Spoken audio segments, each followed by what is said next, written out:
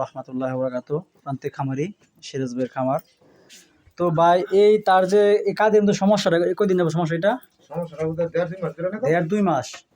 এটা মলম দিছেন কিছু করে পায় না। কি মলম দিচ্ছেন আপনি এখানে?